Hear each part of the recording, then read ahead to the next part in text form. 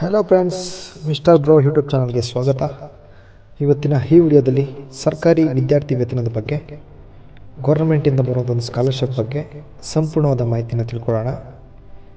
ಈ ಸ್ಕಾಲರ್ಶಿಪ್ಗೆ ಯಾರೆಲ್ಲ ಅರ್ಜಿನ ಸಲ್ಲಿಸುವಂಥದ್ದು, ಹೇಗೆ ಅರ್ಜಿ ಸಲ್ಲಿಸುವಂಥದ್ದು, ಬೇಕಾಗುವಂಥ ದಾಖಲೆಗಳೇನು, ಕೊನೆಯ ದಿನಾಂಕ ಯಾವಾಗಿದೆ ಅನ್ನೋದಂತಹ ಸಂಪೂರ್ಣವಾದ ಒಂದು ಮಾಹಿತಿಯನ್ನು ಈ ವಿಡಿಯೋದಲ್ಲಿ ತಿಳ್ಕೊಳ್ಳೋಣ. ವಿಡಿಯೋವನ್ನು ಸ್ಕಿಪ್ ಮಾಡದೆ ಕೊನೆವರೆಗೂ ವಿಡಿಯೋವನ್ನು ನೋಡಿ.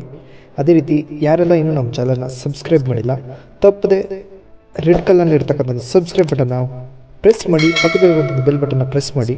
ನಾವು ಮಾಡುವಂಥ ವಿಡಿಯೋಗಳ ನೋಟಿಫಿಕೇಶನ್ ನಿಮ್ಮ ಮೊಬೈಲ್ಗೆ ಬರುತ್ತೆ. ಎಲ್ಲರಿಗಿಂತ ಮೊದಲು ನಾವು ಮಾಡುವಂಥ ಒಂದು ವಿಡಿಯೋನ ನೀವು ನೋಡ್ಬೋದು. ಅದೇ ರೀತಿಯಾಗಿ ವಿಡಿಯೋಗೆ ಒಂದು ಲೈಕ್ ಮಾಡಿ, ಶೇರ್ ಮಾಡಿ. ಹೌದು ಸ್ನೇಹಿತರೆ, ಇದು ಸರ್ಕಾರಿ ವಿದ್ಯಾರ್ಥಿ ವೇತನ.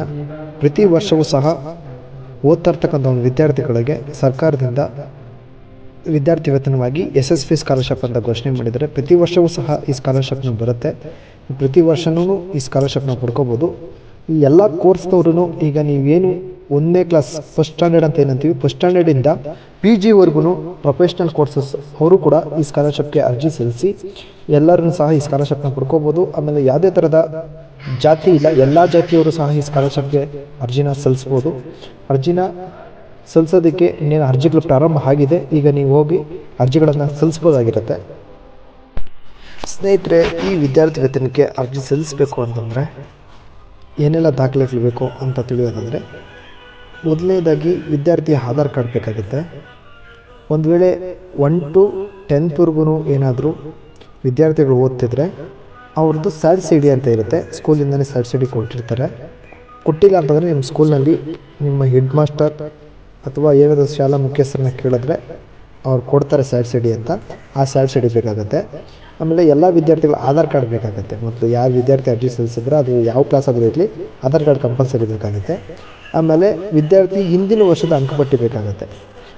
SSLC ವರ್ಗೂ ಏನು ಬೇಕಾಗಲ್ಲ. SSLC ಆದಮೇಲೆ ಯಾರು PUC ಓದ್ತಿರ್ತೀರ ಅವ್ರಿಗೆ SSLC ಮಾರ್ಕ್ಸ್ ಕಾರ್ಡ್ ಬೇಕಾಗುತ್ತೆ. ಈಗ ಫಸ್ಟ್ PC ಓದ್ತಿದ್ರೆ ಅಂತ SSLC marks card, second PC ಓದ್ತಾ ಇದ್ದಾರೆ ಅಂತಂದರೆ first PC marks card with SSLC marks card. SSLC marks card SSLC ಮುಗಿದ್ಮೇಲೆ ಯಾರೆಲ್ಲ ಓದ್ತಿರ್ತೀರ ಅವ್ರದ್ದೆಲ್ಲರದ್ದು SSLC ಮಾರ್ಕ್ಸ್ ಕಾರ್ಡ್ ಬೇಕಾಗುತ್ತೆ. ನಂತರ ಆಮೇಲೆ ಯಾವ ಕೋರ್ಸ್ ಮಾಡ್ತಿರ್ತೀರ ಅದ್ರ ಹಿಂದಿನ ವರ್ಷದ ಮಾರ್ಕ್ಸ್ ಕಾರ್ಡ್ ಸಹ ಬೇಕಾಗಿರ್ತದೆ. ಇದನ್ನು ರೆಡಿ ಮಾಡಿ ಇಟ್ಕೊಳ್ಳಿ. ಅದೇ ಥರ ನಿಮ್ಮ ಜಾತಿ ಮತ್ತು ಆದಾಯ ಪ್ರಮಾಣ ಪತ್ರ ಬೇಕಾಗುತ್ತೆ. ಅದನ್ನು ಆ್ಯಕ್ಟಿವ್ ಇರುವಂಥ ಜಾತಿ ಮತ್ತು ಆದಾಯ ಪ್ರಮಾಣ ಬೇಕಾಗುತ್ತೆ, ಅದನ್ನು ರೆಡಿ ಮಾಡಿ ಇಟ್ಕೊಳ್ಳಿ. ಆಮೇಲೆ ಬ್ಯಾಂಕ್ ಪಾಸ್ಬುಕ್ನ ಅವಶ್ಯಕತೆ ಇರಲ್ಲ. ಯಾಕೆ ಅಂತಂದರೆ ನೀವು ಕಡ್ಡಾಯವಾಗಿ ಬ್ಯಾಂಕ್ ಪಾಸ್ಬುಕ್ಗೆ ಆಧಾರ್ ಕಾರ್ಡ್ನ ಲಿಂಕ್ ಮಾಡಿಸಿರಬೇಕು. ಲಿಂಕ್ ಮಾಡಿಸಿಲ್ಲ ಅಂತಂದರೆ ನಿಮಗೆ ಸ್ಕಾಲರ್ಶಿಪ್ಪೇ ಬರೋದಿಲ್ಲ. ಯಾರೆಲ್ಲ ಈ ಸ್ಕಾಲರ್ಶಿಪ್ಗೆ ಅರ್ಜಿ ಸಲ್ಲಿಸ್ಬೋದು, ಏನೆಲ್ಲ ದಾಖಲೆಗಳು ಬೇಕು, ಏನೆಲ್ಲ ಡಾಕ್ಯುಮೆಂಟ್ಸ್ ಬೇಕು ಅನ್ನೋದನ್ನು ತಿಳ್ಕೊಂಡ್ರಿ. ಈಗ ಅರ್ಜಿನ ನೀವು ಮನೆಯಲ್ಲೇ ಕೂತ್ಕೊಂಡು ಅರ್ಜಿನ ಸಲ್ಲಿಸ್ಬೋದು. ಹೇಗೆ ಅರ್ಜಿ ಸಲ್ಲಿಸುವಂಥದ್ದು ಅಂತ ನೋಡೋದಾದರೆ, ಸ್ಕ್ರೀನಲ್ಲಿ ಒಂದು ಸಂಖ್ಯೆ ಶೋ ಆಗ್ತಾ ಇದೆ. ಆ ಸಂಖ್ಯೆಗೆ ನೀವು ಕರೆ ಮಾಡಿ ನೀವು ಮನೆಯಲ್ಲೇ ಕೂತ್ಕೊಂಡು ಸ್ಕಾಲರ್ಶಿಪ್ಗೆ ಅರ್ಜಿನ ಸಲ್ಲಿಸ್ಬೋದಾಗಿರುತ್ತೆ. ಮನೆಯಲ್ಲೇ ಕೂತ್ಕೊಂಡು ಅಲ್ಲಿ ಏನಿದೆ ಸ್ಕ್ರೀನಲ್ಲಿ ಕಾಣ್ತಕ್ಕಂಥ ನಂಬರ್ಗೆ ನೀವು ಡಾಕ್ಯುಮೆಂಟ್ಸ್ನ ವಾಟ್ಸಪ್ ಮಾಡಿ ನೀವು ಸ್ಕಾಲರ್ಶಿಪ್ಗೆ ಅಪ್ಲೈನ ಮಾಡಿಸ್ಕೋಬೋದು. ನಿಮಗೆ ಏನು ಅರ್ಜಿ ಸಲ್ಲಿಸ್ತಿರ್ತಕ್ಕಂಥ ಒಂದು ಅಕ್ಲಾಜ್ಮೆಂಟ್ ಅಂತ ಅಂತೀವಿ, ಅಂತಿಮ ಪ್ರತಿ, ಆ ಅಕ್ಲಾಜ್ಮೆಂಟ್ನ ನಿಮಗೆ ವಾಟ್ಸಪ್ನ ಮೂಲಕನೇ ಕಳಿಸ್ಕೊಡ್ಲಾಗ್ತದೆ. ಅದನ್ನು ರೆಫರೆನ್ಸ್ಗೆ ಇಟ್ಕೊಂಡ್ರೆ ಸಾಕು, ನಿಮಗೆ ಸ್ಕಾಲರ್ಶಿಪ್ 100% ಸರ್ಕಾರದಿಂದ ಕೊಡ್ತಕ್ಕಂಥ ಒಂದು ಸ್ಕಾಲರ್ಶಿಪ್ ಇದು. ಯಾರನ್ನು ಮಿಸ್ ಮಾಡ್ದೇ ಎಲ್ಲರೂ ಈ ಸ್ಕಾಲರ್ಶಿಪ್ಗೆ ಓದ್ತಾ ಇರ್ತಕ್ಕಂಥ ವಿದ್ಯಾರ್ಥಿಗಳ ಅರ್ಜಿನ ಸಲ್ಲಿಸಿ. ಅದೇ ರೀತಿ ನಿಮ್ಮ ಸ್ನೇಹಿತರು ಯಾರೆಲ್ಲ ಇದ್ದಾರೆ ಅವ್ರಿಗೆಲ್ಲನೂ ಹೇಳಿ ಸ್ಕಾಲರ್ಶಿಪ್ಗೆ ಅರ್ಜಿ ಸಲ್ಲಿಸೋದಕ್ಕೆ ಕೇಳಿ ನೀವು ಮನೆಯಲ್ಲೇ ಕೂತ್ಕೊಂಡು ಅರ್ಜಿನ ಸಲ್ಲಿಸ್ಕೊಳ್ಳಿ. ನಿಮ್ಮ ಎಲ್ಲ ಸ್ನೇಹಿತರಿಗೂ ಈ ವಿಡಿಯೋನ ಶೇರ್ ಮಾಡಿ.